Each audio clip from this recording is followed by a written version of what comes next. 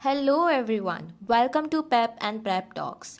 We'll be continuing with the Cracking the Software interview series. Today on this episode, we have Tess Watt, student from Edinburgh Napier University, which is in Scotland, UK. She is currently interning at JP Morgan as a software engineer. She is a highly passionate person when it comes to writing and also definitely when it comes to helping people to learn programming.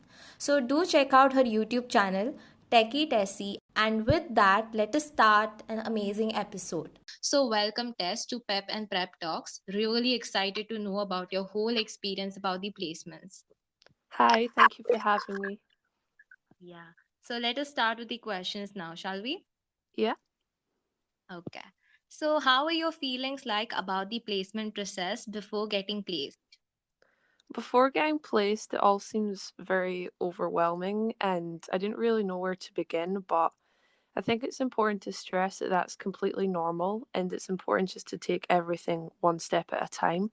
And the placement process can take quite a while, so it's important to take your time, do your research, and just try not to panic. Yeah. And I'm pretty sure you had failed interviews of some failed tests before getting this one. So, what were your learnings from this?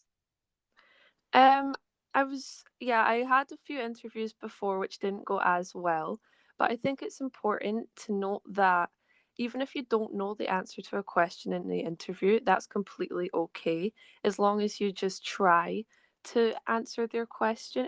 If you don't know a term, just ask the interviewer what it means and try and answer the best you can, and also to also follow up with the interviewer afterwards, like reach out to them on email or LinkedIn and thank them for their time. That's a really good way to make you stand out.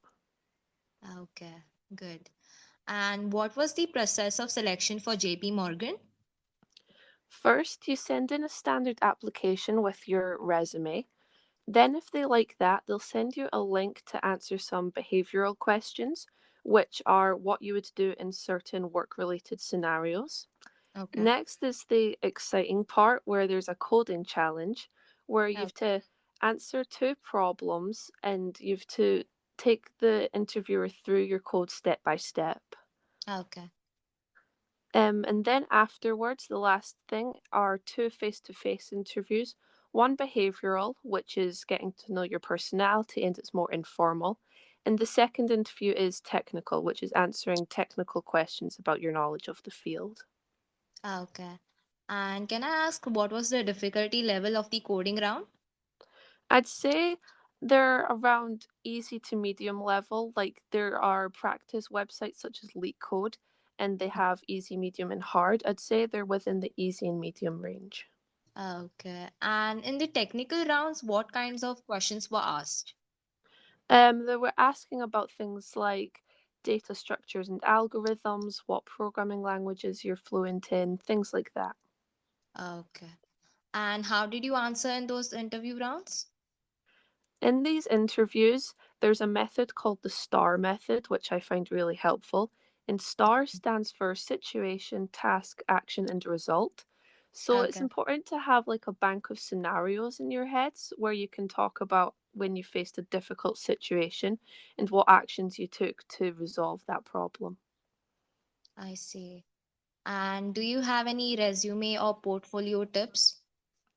Yeah, absolutely. Especially at the placement level, you don't have a lot of work experience yet. So it's important to build up links to projects and portfolios. Things like GitHub are really good to include on your resume. Okay. And I have a few additional questions from juniors. What topics to prepare just before you're going for the interview round?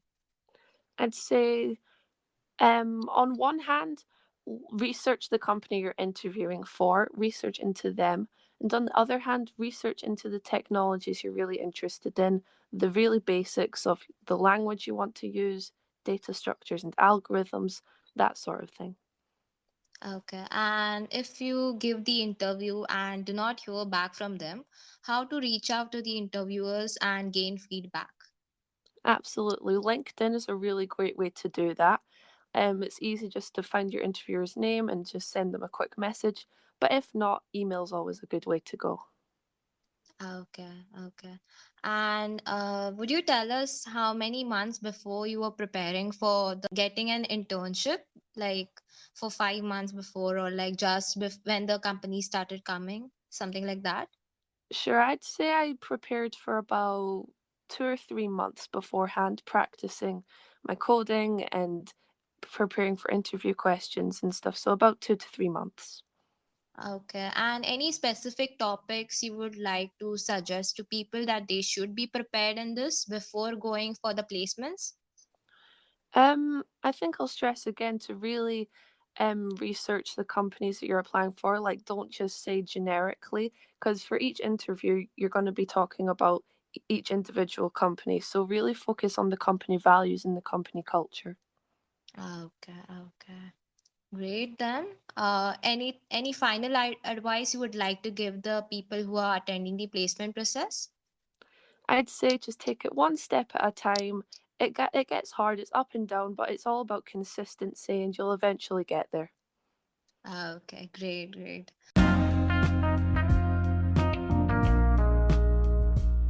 Those were some really great answers, Tess, and I'm sure it will help people in preparing for the placements and especially for the software roles. Thank you so much for giving time and sharing the experience on this podcast episode, Tess. Thank you very much.